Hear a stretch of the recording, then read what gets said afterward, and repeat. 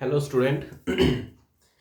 तो मैं आज जो एक टॉपिक डिस्कस करने वाला हूँ वो वेरी इंपॉर्टेंट टॉपिक है, नॉलेज वाइज वेरी इंपॉर्टेंट है।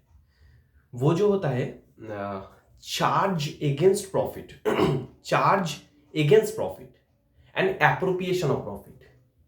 Charge against profit and appropriation of profit, इसके भीतर डिफरेंस जो होता है, मतलब क्या है ये। देखो, चार्ज एगेंस्ट जो प्रॉफिट होता है वो कंपलसरी पेमेंट होता है। सिर्फ यही सोचना है कि इसको क्या कंपलसरी पेमेंट करना पड़ेगा कि नहीं पड़ेगा। मान लो एक बिजनेस है जो प्रॉफिट इस साल अर्न नहीं किया, तो वो अगर बोलेगा मेरा प्रॉफिट अर्न नहीं हुआ है तो मैं पे नहीं करूंगा, चलेगा क्या? नहीं चलेगा। ठीक है। कोई भी मतलब ऑफिस जो भाड़े पे लिया गया है, रेंट रेंट पे लिया गया है, तो अगर मान लो प्रॉफिट नहीं हुआ, लैंडलॉर्ड मानेगा? मतलब सुनेगा लैंडलॉर्ड का? अगर हम लोग बोलेंगे कि हम लोग का तो प्रॉफिट नहीं हुआ तो रेंट को नहीं हम लोग पे करेंगे, चलेगा? नहीं चलेगा। इलेक्ट्रिसिटी बिल आया, हम लोग बोले कि नहीं पे कर सकते हैं इलेक्ट्रिसिटी बिल, तो इलेक्ट्रिक सप्लाई कंपनी सुनेगा? नहीं सुनेगा। यहाँ पे एम्प्लॉय जो काम करता है उन लोगों को सैलरी और वेजेस जो भी बोलो, हम लोग बोले कि इस साल प्रॉफिट नहीं हुआ तो वेजेस नहीं मिलेगा तुम लोगों को, चलेगा क्या? नहीं चलेगा। क्योंकि देखो, सुनता कौन है? जो ओनर होता है। ओनर जो होता है वो सुनता है। हाँ चलो, इस साल प्रॉफिट नहीं हुआ तो मान लेते हैं नहीं मिलेगा, प्रॉफिट नहीं मिलेगा। लेकिन जो ओनर नहीं है, अदर देन ओनर है, उसको तो चाहिए ही चाहिए। मान लो मैं अगर कोई कंपनी में, टाटा मोटर्स में मैं एम्प्लॉय हूँ, अकाउंटेंट हूँ। अभी मैं पूरा महीना काम किया, अगर टाटा मोटर्स बोलेगा मेरा तो प्रॉफिट नहीं हुआ, तुमको सैलरी नहीं मिलेगा, चलेगा? मैं छोड़ दूंगा? नहीं छोड़ूंगा ना। तो यही सोचना है कि ये पेमेंट कंपलसरी है कि नहीं है। अगर ये पेमेंट कंपलसरी है तो ये पक्का चार्ज एगेंस्ट प्रॉफिट है। Charge against profit. और हमेशा याद रखना, चार्ज एगेंस्ट प्रॉफिट किसके ऊपर लागू होता है पता है? बाहर के लोग के ऊपर, जो कंपनी का ओनर नहीं है उसके ऊपर चार्ज एगेंस्ट प्रॉफिट होता है। इसका भी एक्सेप्शन है जो ओनर के ऊपर भी होता है, मैं बोलूंगा इस वीडियो में, मैं बोलूंगा तो ये हो गया चार्ज एगेंस्ट प्रॉफिट। ठीक है।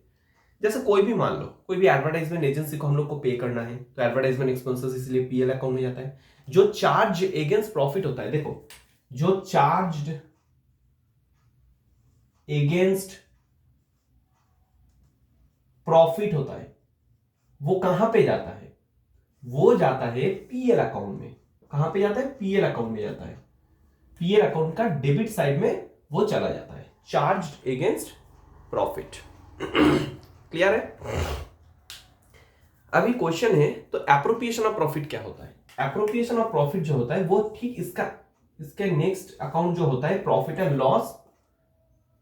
लॉस, एप्रोप्रिएशन अकाउंट, इसमें आ जाता है। ये होता है एप्रोप्रिएशन ऑफ प्रॉफिट। ये होता है एप्रोप्रिएशन ऑफ प्रॉफिट। एप्रोप्रिएशन का जो मतलब होता है ना, वो होता है क्या? डिस्ट्रीब्यूशन। क्या होता है? Distribution of profit. एप्रोप्रिएशन का जो मतलब होता है वो मैं अगेन फिर से बोलूंगा, distribution of profit. Profit distribution किसको किया जाता है? पार्टनर को किया जाता है, जो फार्म का ओनर है।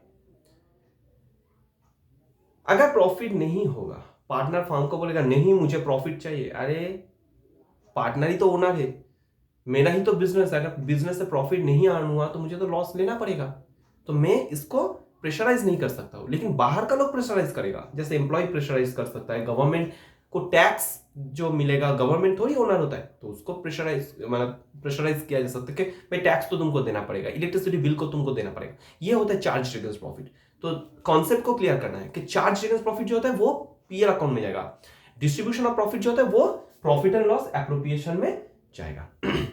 अभी सुनो, ध्यान से सुनना। दो चीज होता है पार्टनरशिप अकाउंट में, पार्टनरशिप मतलब पीएल एप्रोप्रिएशन अकाउंट में दो चीज होता है, उसको हम लोग कंपलसरी पेमेंट मानेंगे। कुछ बुक्स में गलत लिखा हुआ है लेकिन कुछ बुक्स सही लिखा है। ठीक है। इवन इंटरनेट अगर गूगल सर्च करोगे तो उसमें भी मिल जाएगा, सही लिखा है। थोड़ा सा कॉन्सेप्चुअली सोचना है। सॉरी, कंपलसरी क्या सोचना है? कंपलसरी सोचना है, कंपलसरी सोचना बोलूंगा, थोड़ा सा लॉजिकली सोचना है।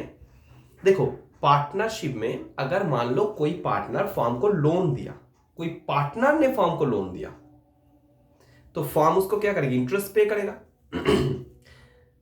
अभी मान लो एग्रीमेंट में है 8% रेट ऑफ इंटरेस्ट, मतलब पार्टनरशिप जो डीड होता है उसमें बोला गया है कि 8% रेट ऑफ इंटरेस्ट दिया जाएगा कोई भी पार्टनर अगर लोन देता है पर एनम। तो firm obviously 8% rate of interest पे करेगा। अगर मान लो एग्रीमेंट में बोला नहीं गया, मतलब डीड में बोला नहीं गया, तो लॉ क्या बोल रहा है, पार्टनरशिप एक्ट क्या बोल रहा है, जनरल पार्टनरशिप एक्ट 1932 क्या बोलेगा कि भाई तुमको तो इंटरेस्ट देना पड़ेगा, मिनिमम रेट है 6% पर एनम। तो फर्म को समहाउ इंटरेस्ट देना पड़ेगा पार्टनर को, क्योंकि इसको ऐसे सोचा जा रहा है अगर फर्म पार्टनर से नहीं लोन लेते, कोई बैंक से लोन लेते, कोई फाइनेंशियल इंस्टीट्यूशन से लोन लेते, उसको तो इंटरेस्ट देना पड़ता। ये तो कंपलसरी चार्ज होता है, मतलब कंपलसरी पेमेंट होता है। पार्टनर को भी कंपलसरी पेमेंट बोलेगा, आपके फर्म का प्रॉफिट नहीं हुआ तो इंटरेस्ट ऑन लोन कैसे देगा। मैं क्या बोला, एग्रीमेंट में अगर नहीं है तो एज पर लॉ 6% होगा। तो 6% होगा मतलब क्या, यहाँ पे लॉ ना एम्फेसाइज किया गया ना, लॉ एम्फेसाइज किया ना कि भाई तुमको 6% देना पड़ेगा। अगर एग्रीमेंट में है 8% तो तुमको तो 8% देना पड़ेगा, अदरवाइज 6% देना पड़ेगा as per law minimum rate. तो ये कंपलसरी पेमेंट हो जाता है। अगर कोई भी चीज में अभी बोला, कोई भी चीज अगर कंपलसरी पेमेंट होगा तो वो प्रॉफिट एंड लॉस एप्रोप्रिएशन में नहीं आएगा, वो प्रॉफिट एंड लॉस अकाउंट में आएगा। तो इसीलिए यहां पे जो आ जाता है क्या, interest on loan to partner यहां पे आ जाएगा। और एक चीज सुनो, ये एक एक्सेप्शन है। और एक चीज होता है, अगर पार्टनर जो है उसी का हाउस में अगर बिजनेस हो रहा है, मान लो ए बी एंड सी तीनों पार्टनर है, अभी ए का ही रूम है, प्रॉपर्टी है ए का, ए ने बोला ठीक है चलो हम लोग बाहर का कोई ऑफिस भाड़ा नहीं करेंगे, मेरा खुद का ही रूम है, बिल्डिंग है, उसी को रेंट में ले लेते हैं। बाहर में रेंट ज्यादा पड़ेगा, यहाँ पे चलो बाहर में 10,000 पड़ेगा, यहाँ पे हम 4,000 में हम लोग दे देंगे। तो 4,000 रेंट में फॉर्म को दिया गया। अभी देखो हर महीना फॉर्म 4,000 पार्टनर ए को पे करेगा, राइट। तो ये तो कंपलसरी हो गया पेमेंट, मतलब प्रॉफिट हो या ना हो पेमेंट करेगा, तो ये कंपलसरी हो गया। तो ये भी यहाँ पे ये सोचना है कि ये कंपलसरी पेमेंट अगर मान लो ए से नहीं लिया गया, बाहर का कोई दूसरा लोग से लिया जाता तो उसको देना ही पड़ता रेंट। तो इसलिए rent to partner, rent paid to partner, ये भी एक कंपलसरी पेमेंट होता है। तो ये भी कहां पे जाएगा, प्रॉफिट एंड लॉस अकाउंट में जाएगा। मैं यहां पे लिख दे रहा हूं, प्रॉफिट एंड लॉस अकाउंट में क्या जाएगा, interest on loan to partner यहां पे आएगा। और क्या आएगा, रेंट पेड टू पार्टनर यहां पे आएगा। ये दो चीज है, ये दो चीज यहां पे कभी नहीं आएगा, कभी नहीं आएगा। तो ये छोटा सा टॉपिक था जिसका कॉन्सेप्ट क्लियर करना था।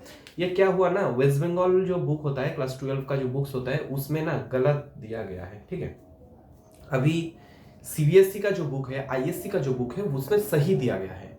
इवन अगर गूगल सर्च किया जाएगा उसमें भी सही मिलेगा, उसमें भी सही दिया गया है कि हाँ ये चीज़ इसीलिए इसके लिए है। तो ये छोटा सा टॉपिक था, मैं थोड़ा सा कोशिश किया कि तुम लोगों को क्लियर हो जाए, डाउट ना रहे। वेस्ट बंगाल बोर्ड का जो स्टूडेंट है, मेरा सजेशन होगा अगर एग्जाम में आएगा तो क्या करना है, इसको यहाँ पे कभी लिखना नहीं है, नीचे एक नोट दे देंगे हम लोग। ओके, चलो नेक्स्ट वीडियो में मिलते हैं, बाय।